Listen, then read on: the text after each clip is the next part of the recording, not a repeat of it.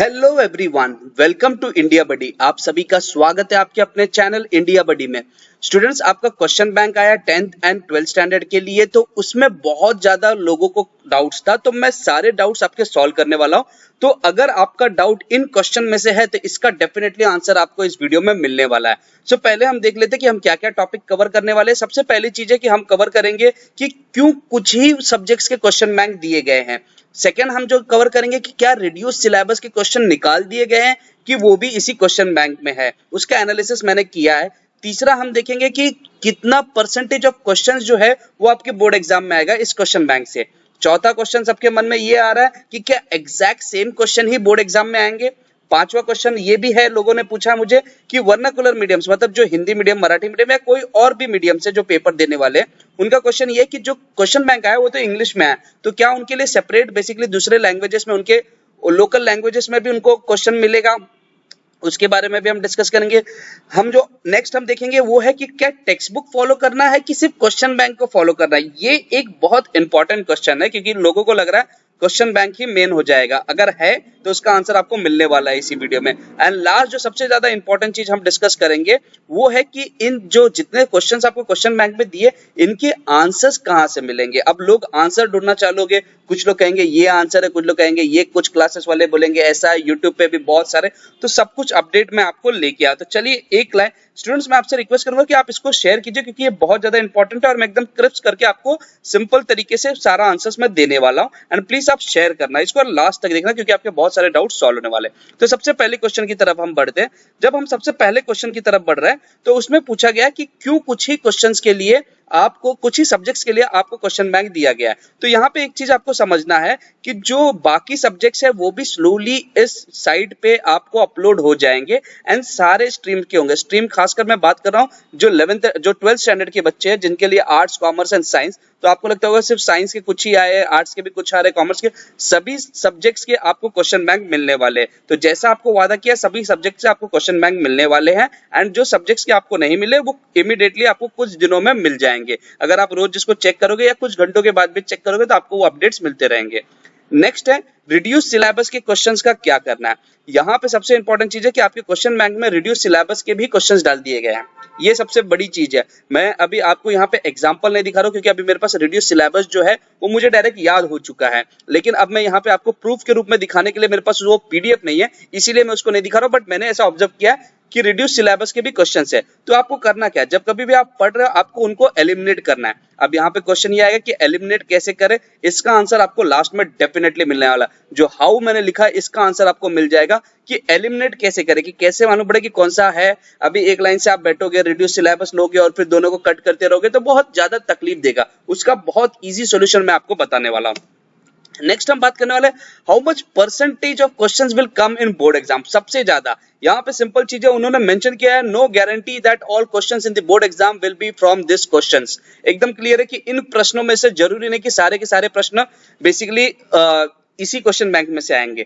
तो यहाँ पे जो क्वेश्चन बैंक देने का मतलब क्या हुआ, क्वेश्चन बैंक देने का यहाँ पे सिंपल मीनिंग है इंपॉर्टेंट टॉपिक्स बताना है, जबकि नॉट एग्जैक्ट टॉपिक बताना है। यहाँ पे आपको क्लियर करता हूँ, जैसे आपको दिख रहा है कि क्वेश्चन में 10 टॉपिक के ऊपर ज्यादा क्वेश्चंस पूछे गए क्वेश्चन बैंक में, तो आप समझिए कि इन 10 टॉपिक में से नॉट नेसेसरी 10 के 10 टॉपिक सब बोर्ड एग्जाम में, लेकिन 10 में से 5-4 तो आ ही जाएंगे। तो मैं बोलूंगा 80% टॉपिक्स जो क्वेश्चन बैंक में दिए हैं, मतलब जिससे रिलेटेड क्वेश्चंस बनाए गए, वो डेफिनेटली आपके बोर्ड एग्जाम में रहेंगे। जी हाँ, ये डेफिनेटली रहेंगे। अब यहाँ पे क्वेश्चन ये राइज होता है कि exact same questions board exam में कितने रहेंगे, that would be only 10 to 15%। और खासकर वही क्वेश्चन जो डेरिवेटिव्स में, जो डेरिवेशंस में आ रहे हैं, माफ करना डेरिवेटिव ने, डेरिवेशंस में जो आ रहे हैं। सो सेम वही वाले क्वेश्चंस रिपीट होंगे, बाकी जो है उनके इंपॉर्टेंट टॉपिक्स होंगे। जो प्रॉब्लम्स दिए उसके शायद नंबर्स बदलेंगे। एमसीक्यूज में आप लोग को लगता होगा कि एग्जैक्ट सेम आएगा, नहीं, वहां पे भी चेंज हो सकता है। इट इज वेरी क्लियर, मैं यहाँ पे चीज बता दे रहा हूँ।